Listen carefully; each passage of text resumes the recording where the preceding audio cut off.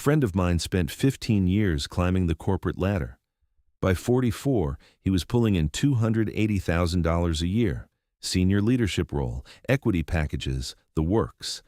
He leased a $65,000 truck, carried a $3,800 monthly mortgage on a house in a zip code that matched his title, and his family took the kind of vacations that filled up passports. From the outside, it looked like the dream. Then his division got restructured. He walked out with 10 weeks of severance and $1,400 sitting in his checking account. Within 3 months, he was raiding his 401k just to make his mortgage payment. By month 5, he was freelancing at a steep discount because desperation doesn't negotiate well. Here's what I want you to understand about that story.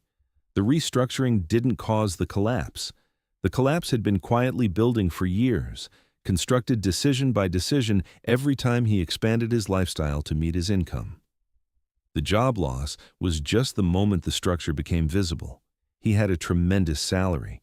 What he didn't have was any space between what came in and what absolutely had to go out. That space, that gap, is what your 40s are really about. I'm Grant. I'm interested in finance and investing. Over the years, I've spent a lot of time with accountants, probate lawyers, and people who quietly amassed wealth without making headlines. And the most consistent thing I've learned is this: most financial advice you encounter is there to sell a product, not to actually improve your life. My belief, having watched real people live through real decades, is that your 40s don't decide whether you'll be rich or not. They decide whether you'll be quiet or not. Most people just walk past that distinction without ever seeing it. Here's why this decade is different. In your 20s and 30s, you have a hidden safety net called time. Mistakes get absorbed. A bad year gets recovered. Compound interest and career momentum are working quietly in your favor, even when you're not paying attention. But once you're in your 40s, the math doesn't reverse. It's not too late, not even close, but every financial choice you make now casts a longer shadow. There's less runway to recover from structural mistakes. You're standing at a genuine fork.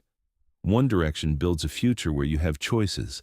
The other builds a future where you have commitments. And the thing that separates those two paths almost never comes down to income. It comes down to overhead.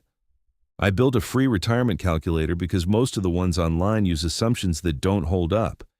It's built on methodology from firms like BlackRock and Vanguard, and it shows you the actual gaps in your current plan. I only collect an email to send you the report. No financial data stored. Link is in the description. So let me walk you through the framework I use to think about this. Picture your financial life as 2 containers. The first holds your income. The second holds your fixed obligations.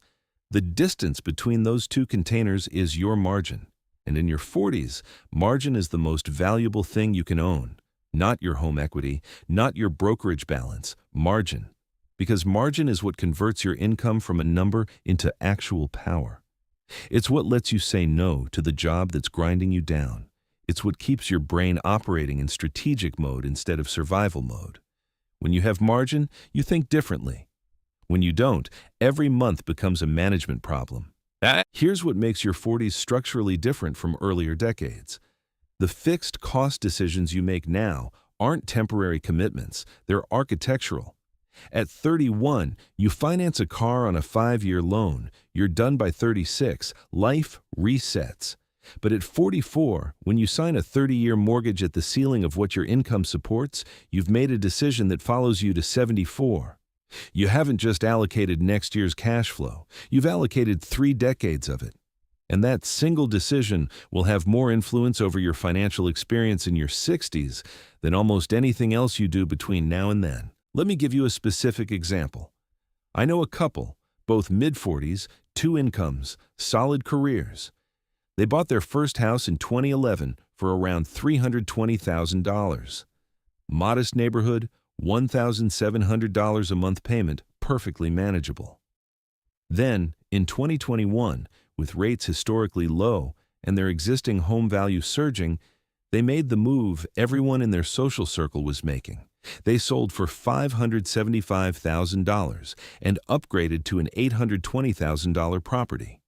Their monthly payment jumped from $1,700 to just over $4,100. Same two people, same jobs. But now more than half their combined take-home was committed to one expense before the month even started. What happened next wasn't dramatic. No job loss, no crisis, just a slow suffocation. Emergency savings stalled, retirement contributions got trimmed.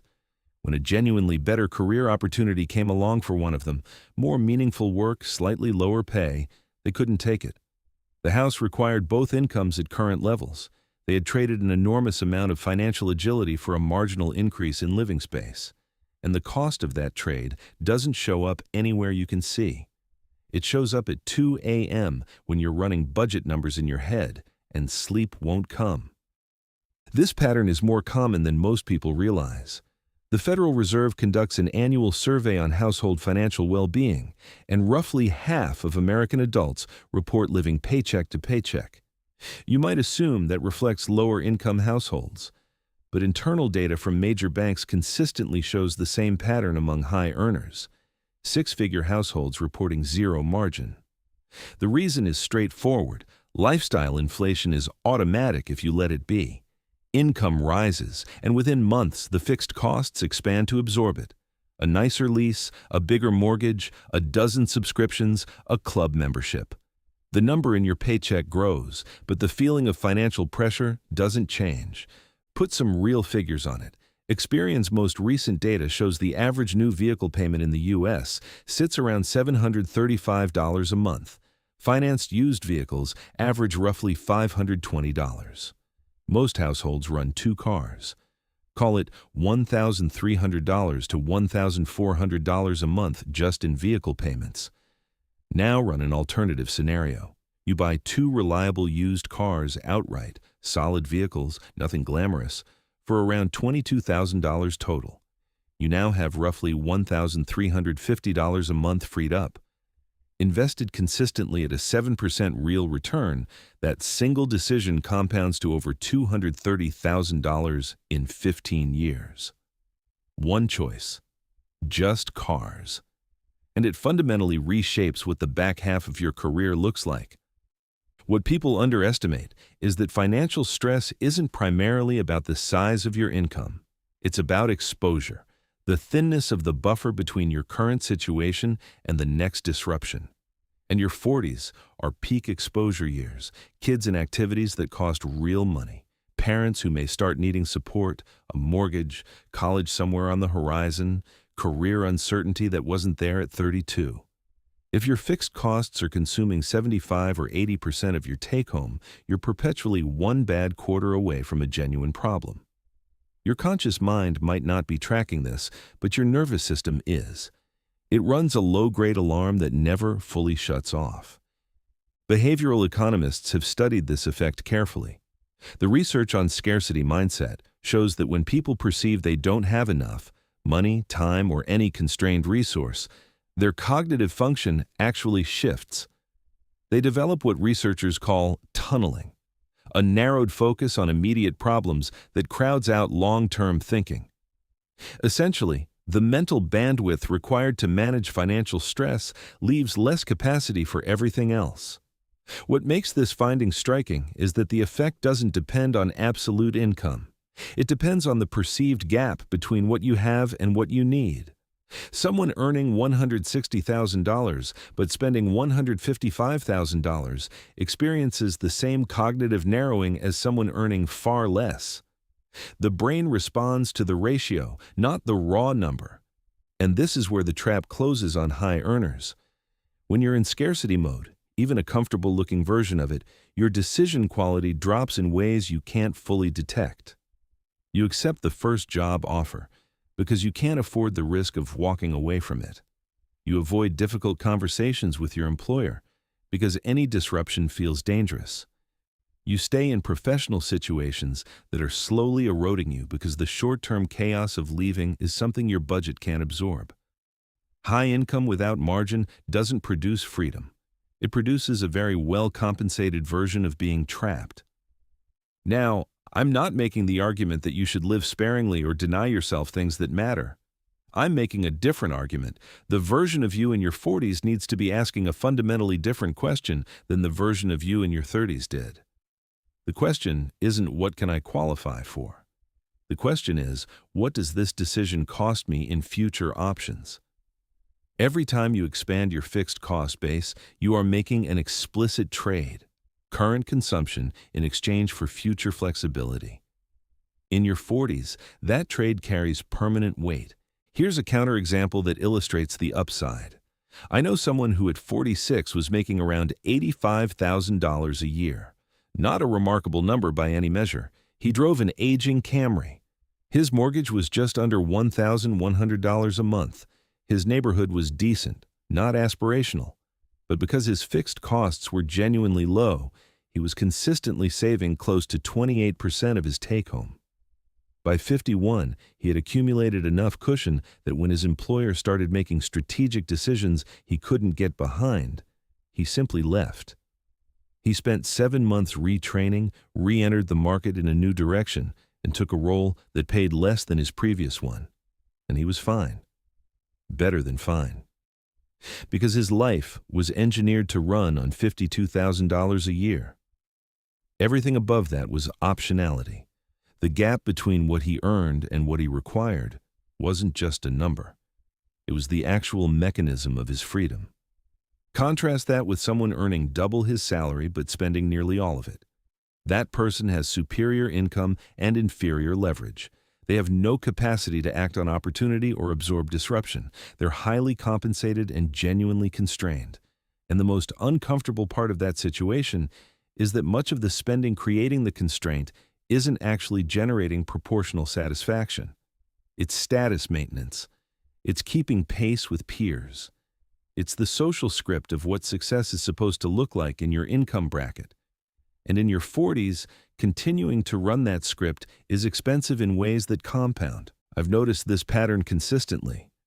The people who feel genuinely settled in their 50s are rarely the ones who maximized income in their 40s. They're the ones who maximized margin.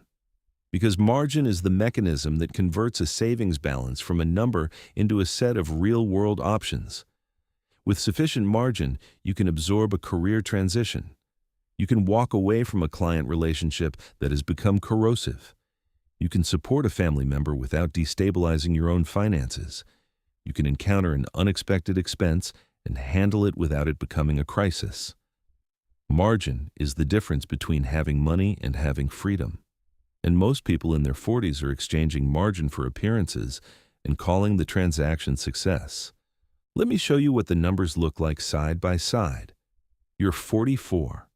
Gross income of $115,000. After taxes, take home is approximately $80,000.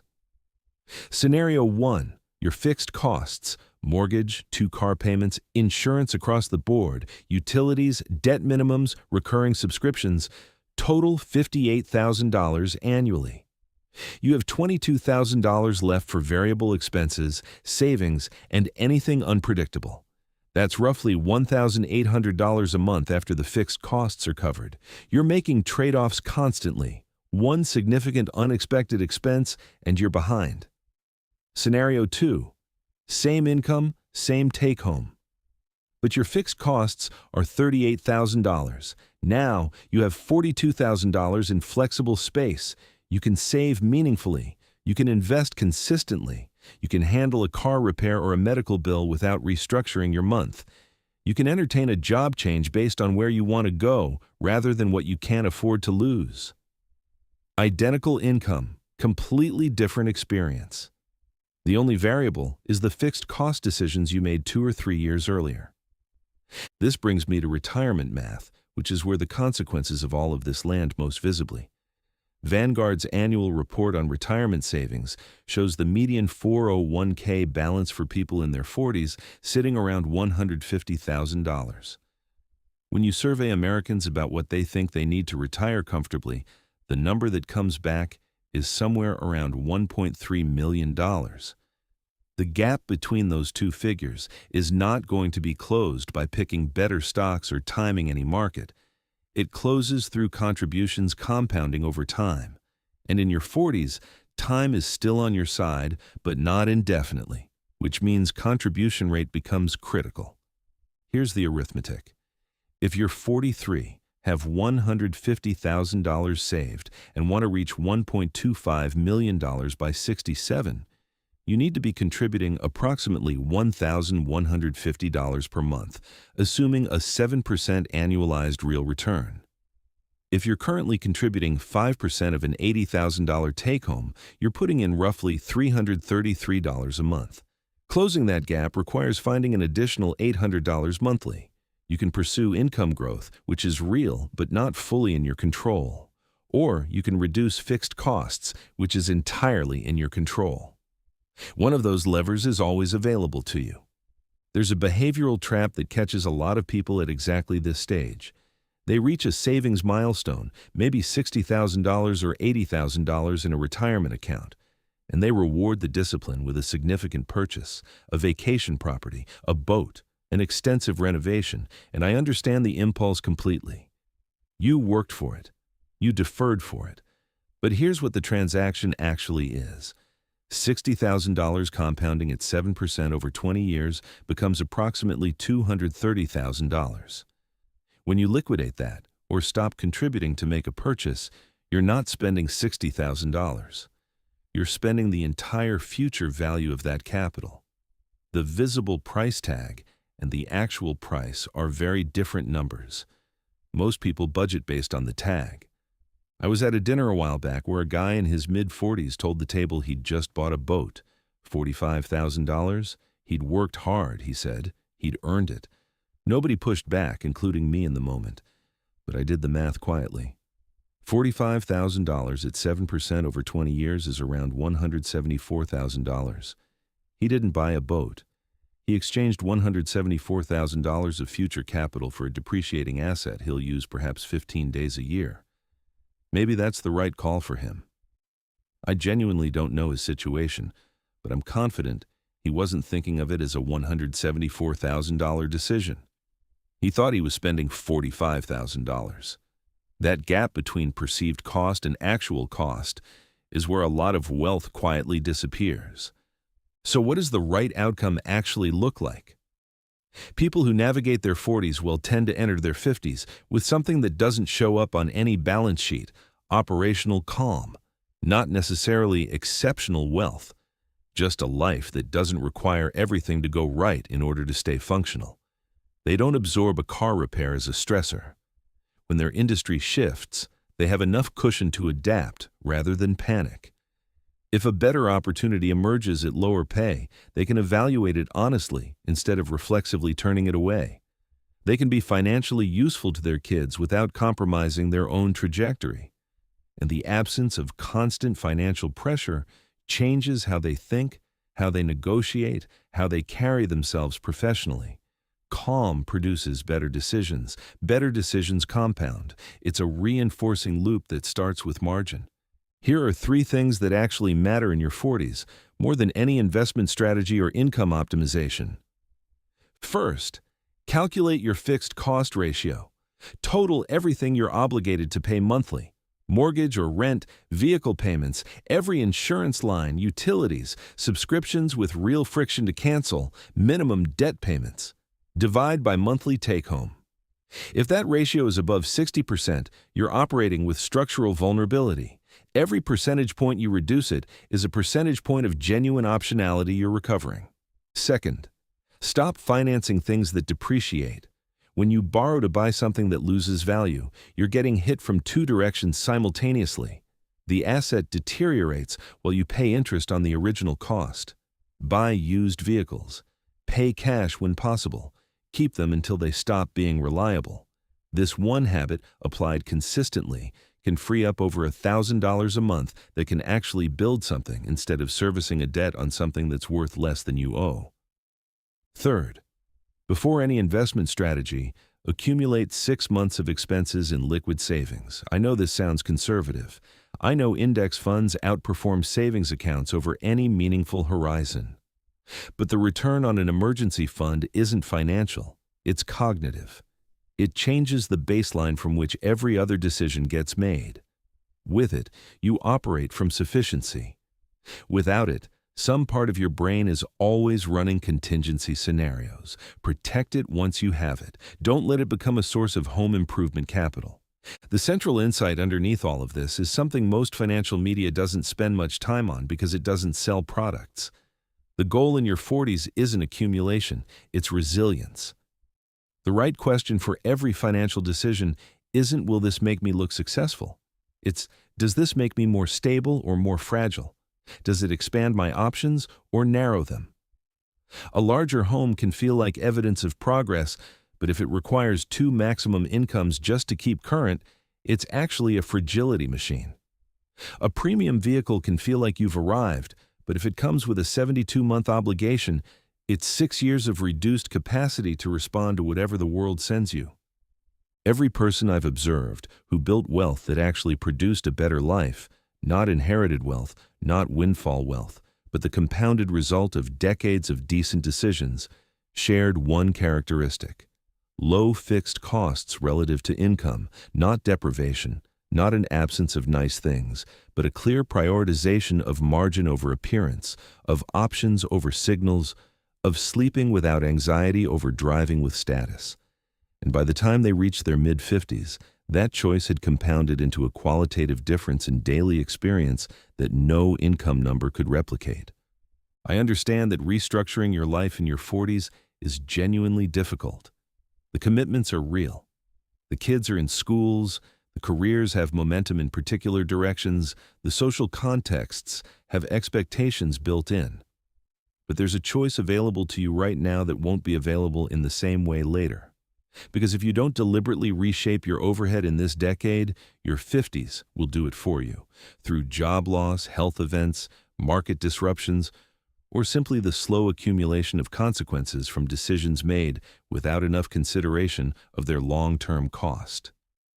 Externally forced restructuring is considerably less pleasant than chosen restructuring.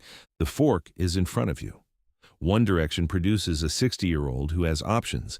The other produces a 60-year-old who has obligations. The income difference between those two people is often smaller than you'd expect. The overhead difference is almost always the explanation. Your 40s aren't a conclusion. They're not even the most dramatic chapter. They're the chapter where the ending gets written, quietly, through a series of decisions about monthly obligations that most people make without fully understanding what they're trading away. Most people follow the standard script: expand the house, upgrade the vehicles, add the things. That script was authored by industries that profit from your spending, not by anyone with a stake in your peace of mind. There's a different script available, one where the metric that matters is margin, not appearance, where the asset you're most deliberately building is optionality, where the definition of success isn't what your life looks like from the outside, but how it feels to live inside it every day. That version is available. It just requires deciding, in this decade specifically, that freedom is worth more than the performance of success.